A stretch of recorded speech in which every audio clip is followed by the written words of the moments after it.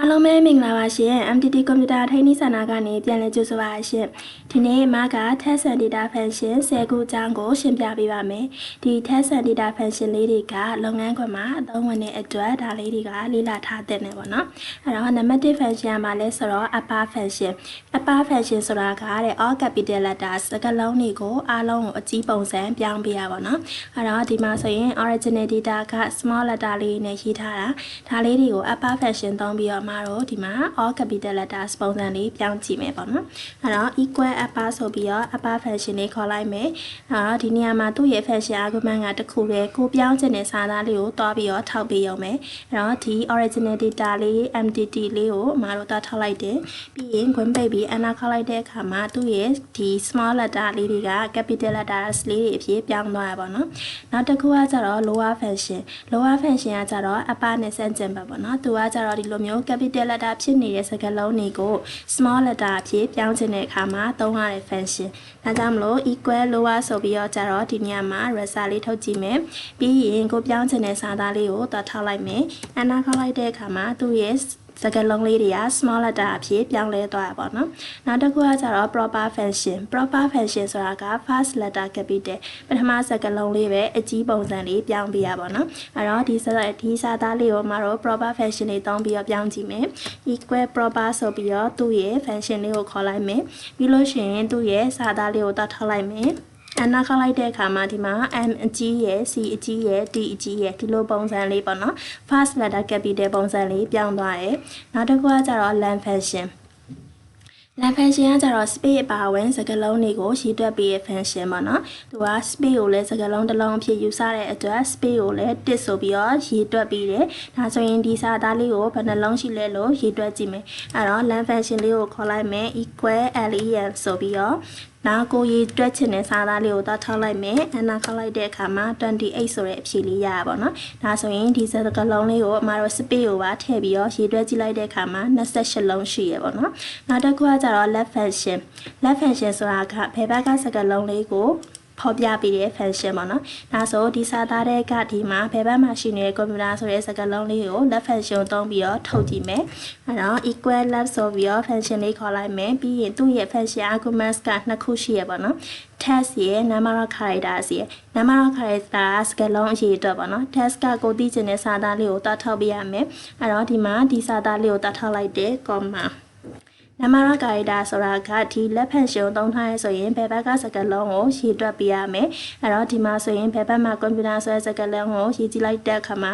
2 4 6 8လုံးရှိတဲ့အတွက်8လို့ရိုက်ထည့်လိုက်မယ်အနာခေါက်လိုက်တဲ့အခါမှာဒီမှာ computer ဆိုတဲ့စကားလုံးလေးထွက်လာပါတော့နောက်တစ်ခုကကျတော့ right function ကလည်း left function လို့ပဲသူကညာဘက်စကားလုံးကိုရေးတွက်ပေးရပါတော့အဲ့တော့ equal right ဆိုပြီးတော့right function လေးခေါ်လိုက်မယ်ပြီးရင်ကိုရေးတွက်ချင်တဲ့ဒီမှာစာသားလေးကိုတွားထောက်မယ် comma number of characters ကကြတော့ right function ကိုသုံးထားတဲ့အတွက်ညာဘက်ကဒီစကားလုံးရဲ့အရေးအတွက်လေးကိုရိုက်ထည့်ပြရမယ်ဒီမှာဆန္ဒဆိုတဲ့စကားလုံးလေးက2 4 6လုံးရှိတဲ့အတွက်စစ်လို့ရိုက်ထည့်လိုက်မယ်အနာခေါက်လိုက်တဲ့အခါမှာဒီမှာဆန္ဒဆိုတဲ့စကားလုံးလေးထွက်လာပါတော့နောက်တစ်ခုကကြတော့ mid function ကကြတော့အလဲရစကားလုံးလေးကိုရေးတွက်ချင်တာပေါ့နော်အလဲရစကားလုံးလေးကိုဖော်ပြချင်တာဖြစ်တဲ့အတွက်ဒီစကားလုံးလေးမှာဆိုရင်အလဲမှာ training ဆိုတဲ့စကားလုံးလေးရှိရဲအဲ့တော့ဒီနေရာလေးမှာ mid function ကိုသုံးပြီးတော့တွက်ကြည့်မယ် mid function မှာသူ့ရဲ့ function arguments က3ခုရှိရဲနောက် text ရဲ့ start number ရဲ့ number of characters ရဲ့ text ကကြတော့ကိုသိချင်တဲ့စာသားလေးကိုတွက်ထောက်လိုက်တယ်comma start number ဆိုတာကဒီ mid function ကိုသုံးထားရတဲ့အတွက်အလဲမှာရှိတဲ့စကားလုံးလေးရဲ့အစနံပါတ်ကိုရိုက်ထည့်ရမယ်အဲ့တော့ training ကဘယ်နံပါတ်မှာရှိနေရလဲဆိုတာကိုဘယ်ဘက်ကနေစရေးကြည့်မယ်2 4 6 8 computer က8လုံး space တစ်ချက်က9ခုအဲ့တော့ t က10နေရာမှာရှိနေတဲ့အတွက်တန်းလို့ရိုက်ထည့်ပေးရမယ် commaပြီးရင် number of characters စကားလုံးရေအတွက် training ရဲ့စကားလုံးရေအတွက်ကဘယ်နှလုံးလဲ2 4 6 8လုံးရှိတဲ့အတွက်8လို့ရိုက်ထည့်လိုက်မယ်အဲဆိုအနာခေါက်လိုက်တဲ့အခါမှာအလဲရစကားလုံး training ဆိုတာလေးကြာလာပါတော့နောက်တစ်ခုကကျတော့ repeat function ဆိုတာကထပ်ခါတလဲလဲပြုလုပ်တာဖြစ်တဲ့အတွက်ဒီ Photoshop ဆိုတဲ့စကားလုံးလေးကိုကဘယ်နှခါဖော်ပြစေချင်တာလဲဒါဆိုရင် repeat function ကိုသုံးလို့ရတယ်အဲတော့ equal repeat ဆိုပြီးတော့ IEPD လို့ရိုက်ထည့်လိုက်မယ်ပြီးရင်သူ့ရဲ့ function အခု span က test ရဲ့ number times ရဲ့ test ကကြတော့ကိုသိချင်တဲ့ဒီစကားလုံးလေးစာသားလေးကိုတော့ထားလိုက်တယ် comma number times ကိုကဘယ်နှခါပေါ်စေဘယ်နှခါထပ်ခါတလဲလဲပေါ်စေချင်တာလဲဒါဆိုရင်2ခါလား3ခါလားကိုလိုချင်တဲ့အရေးအတွက်ကိုရိုက်ထည့်လိုက်မယ်ပြီးလို့ရှိရင် Quimpay under ဒါဆိုလို့ရှိရင်3လို့ရိုက်ထည့်လိုက်တဲ့အတွက် Photoshop ဆိုတဲ့စကားလုံးလေးက3ခါပေါ့နော်ထပ်ခါတလဲလဲဖော်ပြပေးရဲ့နောက်တစ်ခုကကြတော့ trim function ဆိုတာက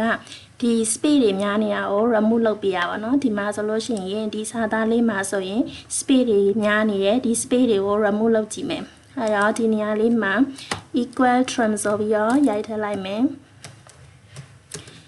ပြီးရင်ကိုသိချင်တဲ့စာသားလေးကိုတော့ထောက်မယ်အနာကောက်လိုက်မယ်ဒါဆိုလို့ရှိရင်ဒီထဲမှာ space တွေမလိုအပ်တဲ့ space တွေကဖယ်ပြီးသားဖြစ်သွားမယ်ဒီသူ့ရဲ့မူလစာသားလေးအတိုင်းပဲ space တစ်ချက်စီပဲပါသွားမယ်ပေါ့နော်နောက်တစ်ခုကကျတော့ clean function ဆိုတာကဒီ line break ဖြစ်နေတဲ့စကားလုံးတွေ word text ဖြစ်နေတဲ့စကားလုံးတွေကိုဖယ်ရှားပေးရပါတော့ဒီမှာဆိုရင် auto enter တွေနဲ့ဆင်းပြီးတော့ရိုက်ထားတာမျိုးတွေရှိတယ်ဒါတွေဆိုရင် word text တွေဖြစ်နေတာပေါ့နော်ဒါကိုအမှာတော့ clean function သုံးပြီးတော့ကြတော့ဒီဘက်မှာတွက်ကြည့်မယ် equal clean function ခေါ်ပြီးတော့ကိုသိချင်တဲ့စာသားလေးကိုတောက်ထောက်မယ် Quimpay မယ်အနာခေါက်လိုက်မယ်ဒါဆိုလို့ရှိရင်သူကဒီမှာ word text ဖြစ်နေတဲ့စကားလုံးတွေမရှိတော့ဘူးသူ့ရဲ့မူလပုံစံလေးပြောင်းသွားပါတော့အဲ့တော့ဒီနေ့ပြောပြရဲ့ဒီ text and data functions လေးတွေကအသုံးဝင်ပါတယ်ဒါလေးတွေကိုနားလည်လိမ့်မယ်လို့ထင်ပါတယ်အားလုံးကိုကျေးဇူးများတင်ပါတယ်